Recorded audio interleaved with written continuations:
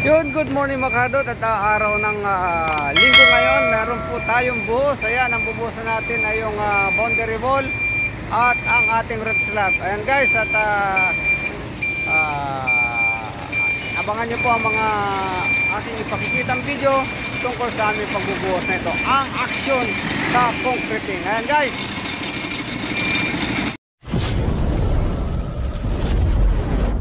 nag-umpisa na, nandito na uli ang ating mixer.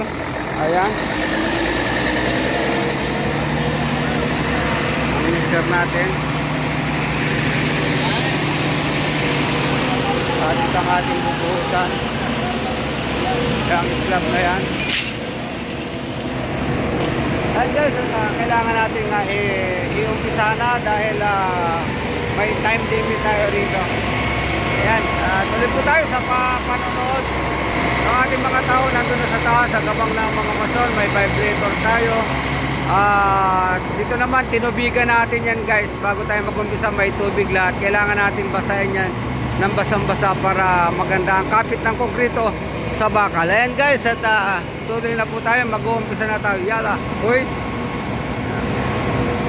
Ang ating mga concreting crew. Ayan, check natin. SRC, okay. 30. Yala, yala. Okay, jaldi, jaldi. Jaldi. Jaldi, jaldi.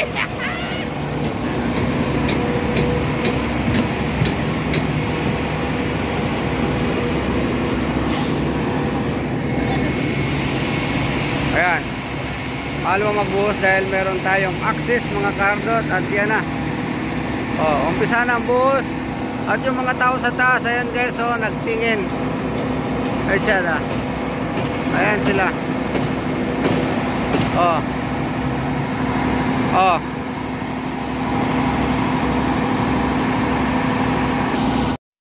At ito nga mga karot, ayan, at nagumpisa na ang ating buhos sa boundary wall. At kung makikita nyo, ang ating mga mason ay nandun sa taas, may hawak ng vibrator yung dalawa. At yun naman dalawa ay mahawak sa pump ng pipe ng pump. Ayan guys, at ang pagbubuhos po natin ito ay every 75 to 1 meter. Hindi po natin ito pupunuin dahil pagka pinuno po natin ito, delikado, bibigay ang ating forma. At ang ating suporta ay medyo madalang, pero ang talagang pagbubuhos niyan ay 1 meter, 1 meter lang. Bali tatlong balik yan dyan mga kadot para hindi mabigla ang ating forma sa lakas po ng impact ng ating concrete pump. Tsak! May bibigay dyan. Kaya ang buhos po natin, inuulit ko sa inyo, ay every 1 meter lang or 75 cm. Yan po ang tamang pagbubuhos ng mga wall. At kahit po sa kulong, basta't nakavertikal, hindi po agad natin pinupuno yan. Maging sa slab man, dahan-dahan, wag bigla-bigla kasi mabigat ang simento, lalo na pagka binira ng pump. May pressure po ang konkretong galing sa pump, may pressure, kaya walang imposibleng hindi yan bumigay pagka pinuno mo agad sa mga ganitong mga matataas na, pero pagka mababa okay lang. Finishing ha, finishing. Where are the mason? Where is mason? This one is finishing.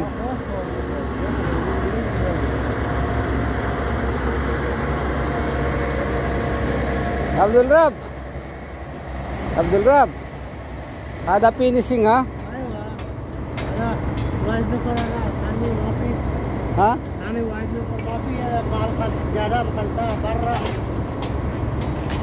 katir rहा awal ki ba dawahid. Ayun guys, at lilipat naman yung ating pump. Doon naman siya at umpisahan natin yung slab. A few moments later. At ito nga mga karot, andito na tayo sa roof slab. At ayan, at pinagbuhusan po na natin itong hagdan para pagdating dito ay diretso medyo matigas na. Ayan po, binabuhusan po natin yung step ng hagdan para pagdating ng ating slab ay hindi na lalaglag ang simento. Ayan, at tuloy po tayo sa ating panonood mga karot. At pagkatapos na itong hagdan ito ay umpisahan na natin itong ating roof slab. Ayan mga karot, nandito naman kami sa floor slab, ang ating safety, ayan. At bubuhusan natin itong slab na ito ngayon. Mas mahaba-habang buhusan ito dahil ito ay mayroong medyo manipis ang ating buhos dito dahil yung binend na bakal. Ayan mga karot, at tuloy po tayo sa panonood ng ating buhos dito sa ating konkreto. Ayan, gumamit po ako ng 36 meters pump ngayon dahil wala kaming pisto ng malaki, kaya ginamitan namin ng maliit. And guys, at tuloy po tayo sa panonood ng ating buhos. At siyempre guys, bago tapag tayo nagbubuhos ng ganito, inuuna natin siyempre yung ating beam. Unahin natin punuin ang beam hanggang slab at saka tayo pupunta sa punuin itong slab. Una muna ang beam, at sinabi ko nga sa mga nakaraang kong video, at pag nagbuhos, ang umpisahan natin lagi ay ang drop beam. And guys,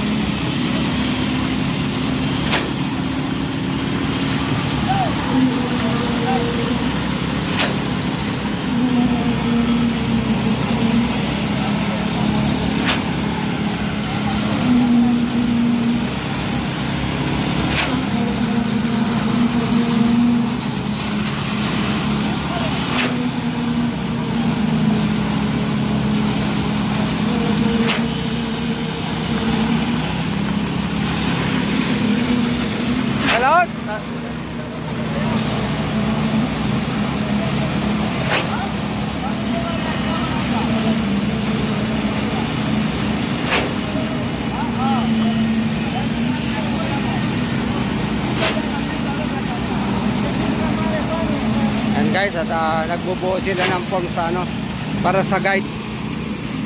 Pagka nabuo yung kwadrado na yan, pupunin nyo para meron na silang guide.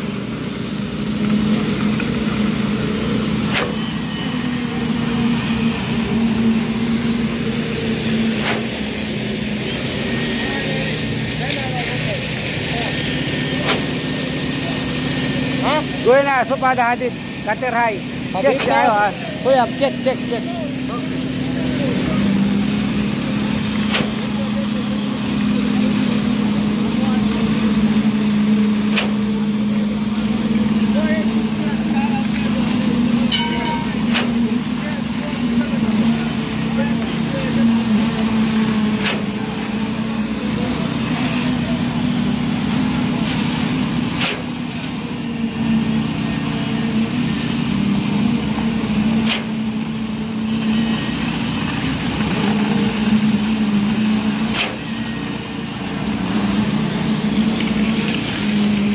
A few moments later.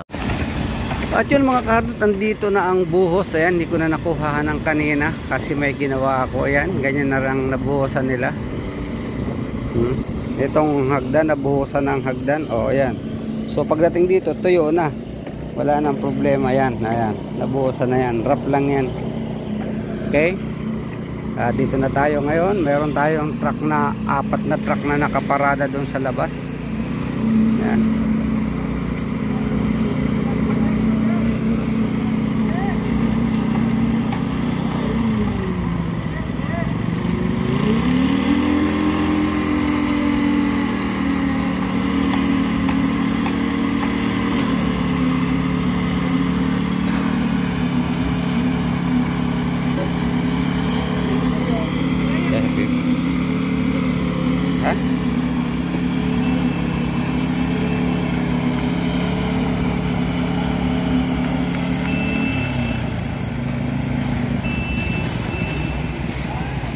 Yan mga karot, ang oras po natin ngayon ay -5 para mag-alas 12. Andito na tayo, malapit na tayong matapos ng buhos. And guys, andito na tayo sa may end road.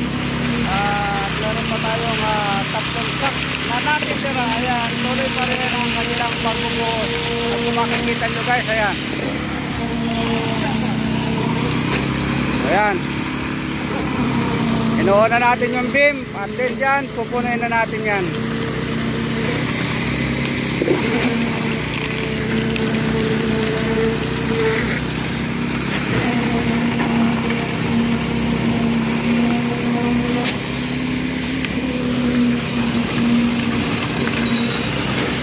Ay,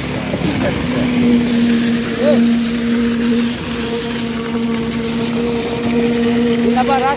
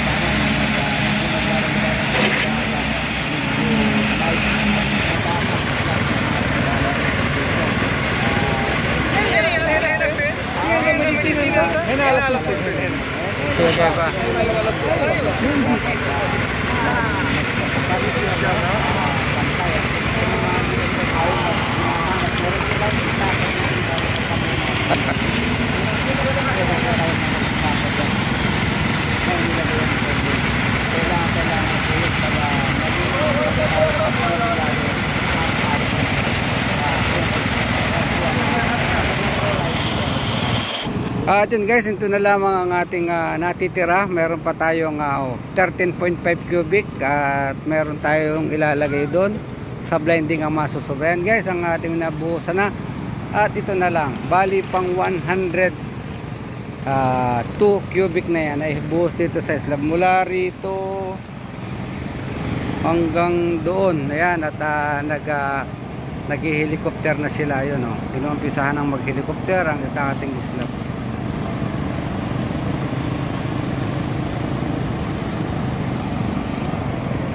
Ayun nga guys, nakita nyo ang buhos. Ayan, kahit tanghaling tapat ang oras natin ay 12:30.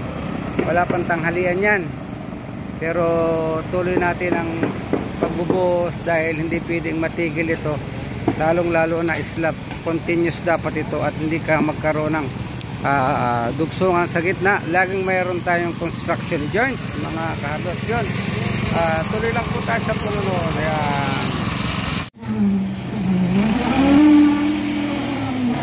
Ayan mga karot, ito matatapos na ang ating buhos. Ayan, at ito na lamang ang ating natitira. Konting-konti na lang, 2 kubiko na lang yan. At siyempre ang susunod yan ay nag-helicoptering na finishing yan, helicopter. Yun po at maraming salamat po sa inyong panonood ng ating video dito. Hanggang dito na lamang at ito ang konkreto nagdadala sa inyo para sa magandang trabaho, gumamit at sa ayos ang gawa ng mga trabaho. Yun lamang po at maraming salamat. Bye bye!